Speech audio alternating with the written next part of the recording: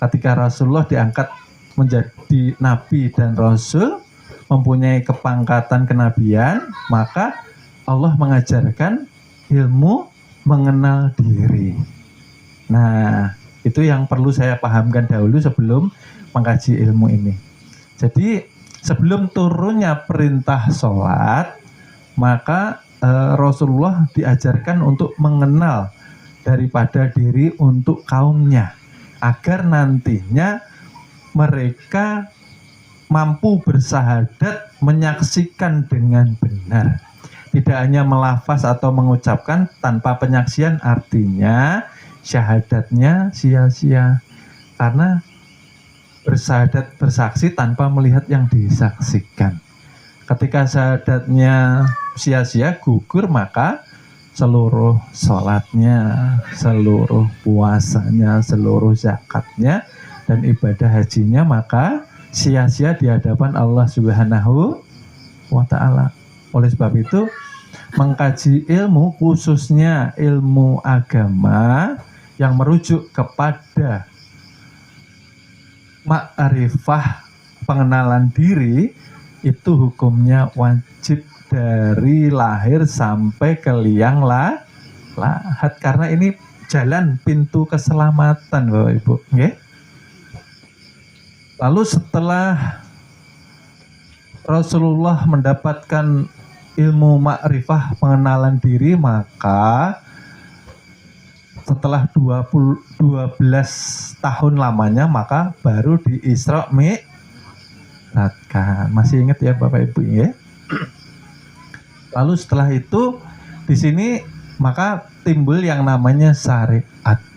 Syariat itu pakaian batang tubuh kita, dikatakan jasmani. Ini Bapak Ibu, batang tubuh menjadi jasnya air ma'ul hayat yang kemarin kita sudah ulas atau kita bahas. Air yang keluar dari sulbi wa taraib. Nah, masih ingat ya Bapak Ibu minggu kemarin.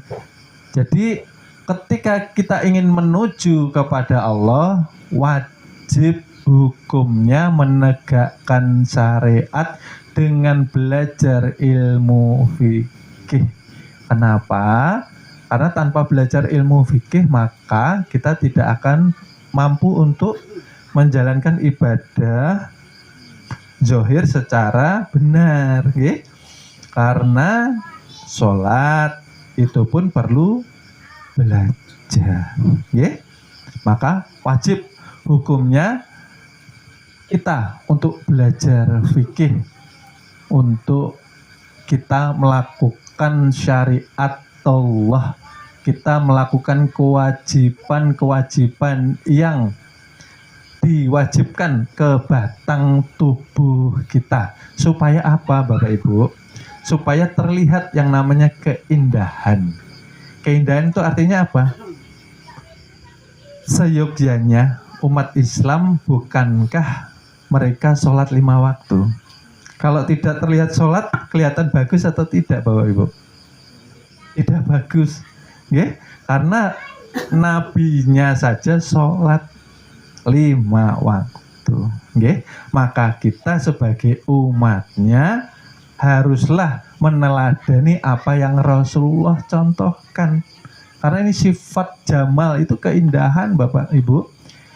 Nah, karena sifat keindahan ini tumbuh dari menjalankan syariat, maka tubuh inilah tempat zikir alhamdulillah terlahir. Alhamdulillah, segala puji bagi, kenapa? Segala puji bagi Allah. Ini karena nanti merujuk kepada kajian bahwa ternyata batang tubuh ini menjalankan fi'il atau gerak daripada Tuhan itu sendiri, bahwa nyatanya tubuh ini mengerjakan sholat, zikir, puasa, zakat, haji karena pertolongan daripada Allah Subhanahu wa ta'ala. Oleh sebab itu pujinya alhamdulillah. Yang wajib dipuji bukan dia, bukan kita yang mengerjakan, karena hakikat yang mengerjakan Allah Ta'ala jua, karena pertolongan Allah Ta'ala jua. Maksudnya seperti itu. Lalu timbullah zikir alhamdulillah, tempatnya di batang tuh.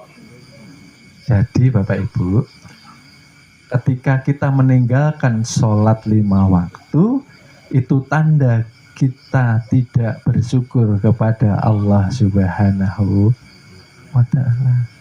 Alhamdulillah itu kan bersyukur, ya?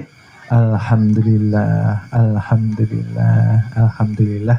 Artinya kita menjalankan apa yang diperintahkan Allah untuk nantinya wusul menuju sampai kepada Allah Subhanahu wa Ta'ala. Karena di dalam sholat kita menyaksikan, kita menyatakan, kita melihat zat dan sifat yang berlaku di dalam sholat itu sendiri, bukan kita. Artinya ketika takbir nanti hubungannya di sini.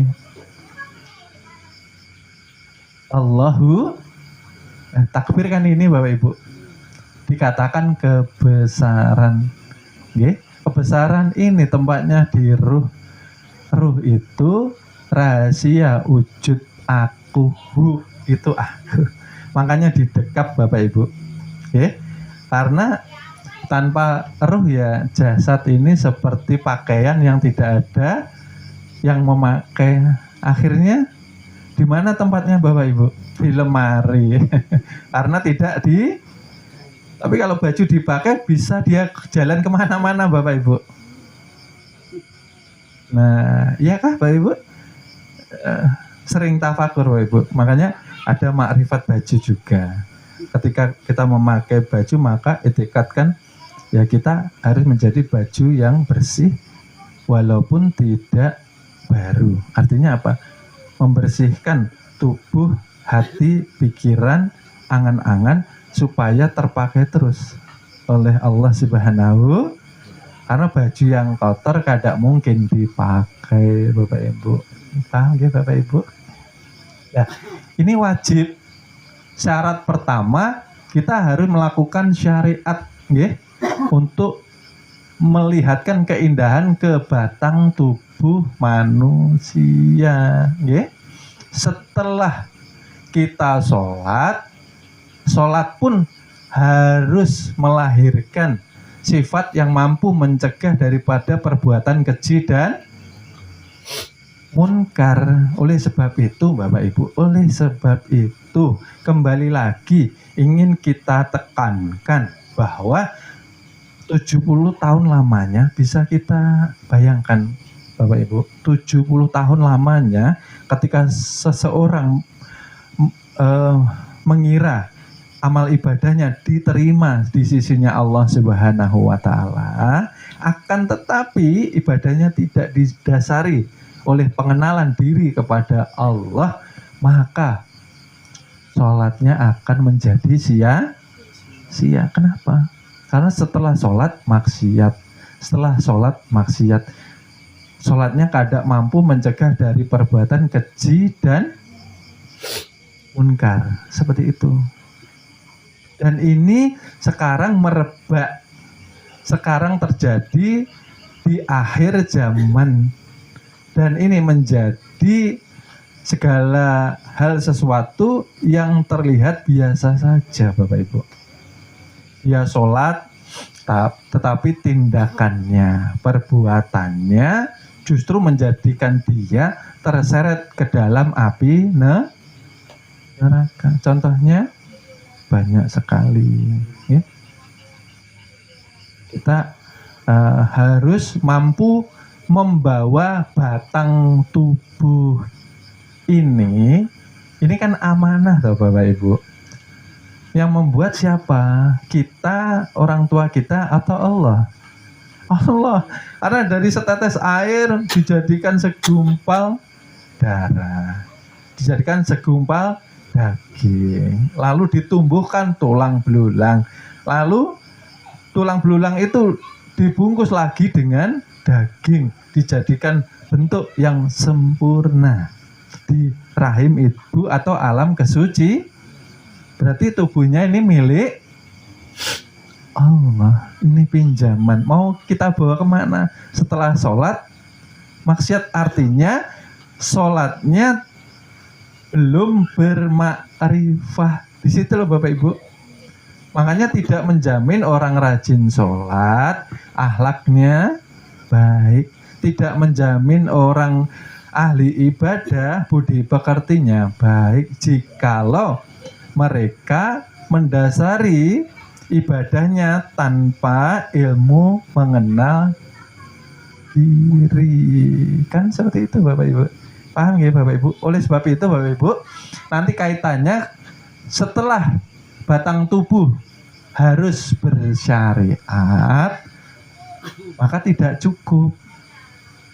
Kenapa? Yaitu tadi, orang syariat kalau tidak bertarekat, nah maka seakan-akan dua umat Rasulullah mengerjakan sholat bersama, tetapi ketika yang satu sholat tanpa bermakrifat dan yang satu sholat didasari dengan makrifat, makomnya di hadapan Allah antara bumi dan langit. Kenapa?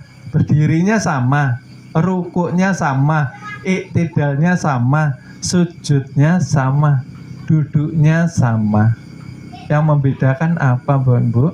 Yang membedakan yang satu tidak bertarekat, okay? Tidak bertarekat. Kenapa? Karena hatinya tidak mengenal Allah, maka goflah. Dia sholat masih bisa berimajinasi. Dia sholat tidak bisa khusyuk. Dia sholat pikirannya mengembara. Sebabnya, nah itu tadi, kalbunya tidak tarekah ini jalan batin Bapak Ibu. Inilah tarekah. Tarekat itu jalan batin. Batin itu kan tidak terlihat loh Bapak Ibu. Adanya di kalbu kita. Sama-sama sholat, yang satu hatinya bersih, yang satu hatinya kotor. Terlihat atau tidak Bapak Ibu? Tidak terlihat.